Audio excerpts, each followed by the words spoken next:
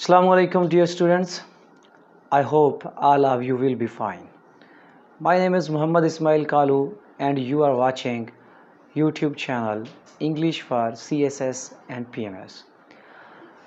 Our today's topic is very important. As you know, the base of any language is its grammar. But especially when you talk about English grammar, so the very first thing that comes into the mind of students is tenses.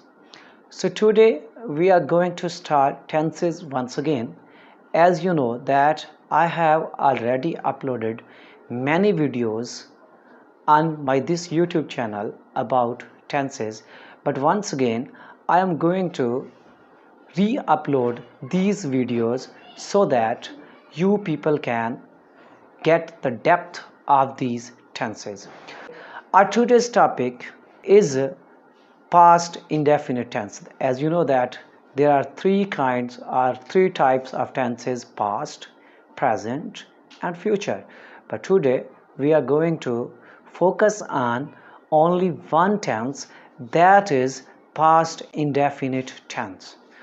Past indefinite tense, first of all we will study that where should we use past indefinite tense. So answer is very simple: when any action has been completed, has been done in past, that is not being done right now, it has happened, anything that has happened in the past is always dealt with past indefinite tense. Now we are going to the structure of past indefinite tense. So dear students, until you cannot understand the correct formation or structure of past indefinite tense, you are not eligible to make any kind of sentence, or you are not be able to translate any sentence of any other language into English, especially in past indefinite tense. So the most important thing of any tense is its structure, or you can say its formation. So first of all, the very first thing that you use in past indefinite tense is its kinds of sentences. So there are major four kinds of sentences. Very first one is simple sentence. You can also call it assertive sentence. You can also say it informative sentence. So simple sentence and another name is you can say positive sentence. So simple sentence, positive sentence, assertive sentence or informative sentence. So this is the very first kind of past indefinite, and any other sentence is also dealt with for the first time with positive, simple, informative or assertive sentences. Okay, so the structure of this kind of sentence in past indefinite tenses, first of all you will have to use a subject plus second form of verb plus object. And all of you know that what is subject. Subject is action doer. Verb is the action that is being done by the action doer in a sentence, and object is action receiver. Okay, the structure: subject plus second form of verb plus object. Now if we look at a sentence that is positive sentence, you can say that I catched a ball. I catched a ball. So in this sentence, I is subject, catched is the second form of catch, plus object is ball. So first of all you used I as a subject, catch second form of verb and ball as an object.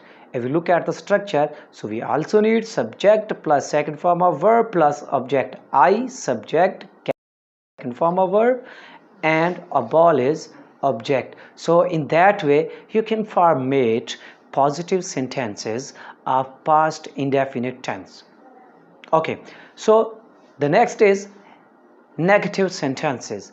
So the very first thing that you will have to come to know is the formation of this type of sentences of past indefinite tense.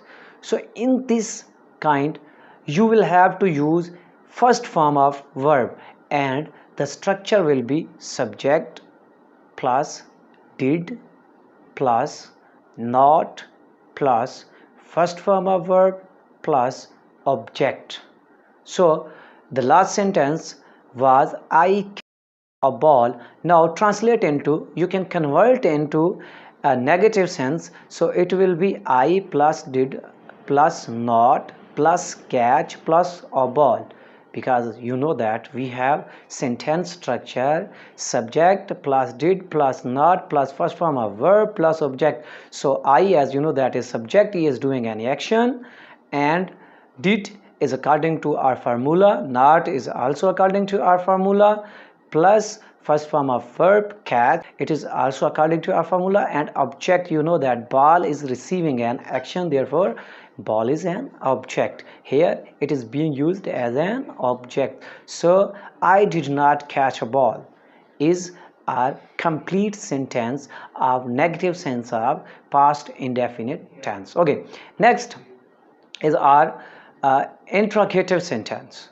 You can say interrogative, in which we ask any question. Okay, so the first important thing that you will have to know is the formation of this kind of sentence. So the formation of this kind of sentence is did at the first of the sentence. Did, you will have to start this kind of sentence with did. Okay, as an helping verb, you can also say as an auxiliary verb. Okay, so did plus subject plus first form of verb plus object, and the most important thing at the end is the question mark. Okay, the sentence will be did I catch a ball and question mark. So did, according to the formula, I is a subject, catch is the first form of verb according to the formula, and a ball is our object. As you know, I have already defined what is an object and why a ball is object here, and a question mark according to our formula. Okay, so the next form or type is interrogative negative sentences. Yeah, you can also say negative interrogative sentences, in which first of all you will have to write did plus subject plus not plus first form of verb plus object plus question mark. Okay, did plus subject plus not plus first form of verb plus object and plus question mark. So the sentence would be did I not catch a ball? Did I not catch a ball? Okay, so you can also, so here I am also going to another sentence kind of sentence in this tense. So it is you can say double interrogative or interrogative with WH family, in which you use who, what, where. So if this kind of sentence is asked, so you can you can format it according to the first of all the word that is start with WH word plus did plus subject plus, you know, first form of verb plus object plus question mark. Where did I catch the ball? How did I catch a ball? And the next one is double interrogative negative sentence, in which you can format a sentence by using WH family word and also negation. Okay, how? WH word plus did plus subject plus not plus first form of verb plus object plus question mark. Where did I not catch a ball? Where did I not catch a ball? So it was our today's lecture. So I hope that you have understand it fully. If there is any problem, so you must contact me. You must ask if there is any question in your mind in the comment box. So remember me in your prayers. Allah Hafiz. Pakistan Zindabad.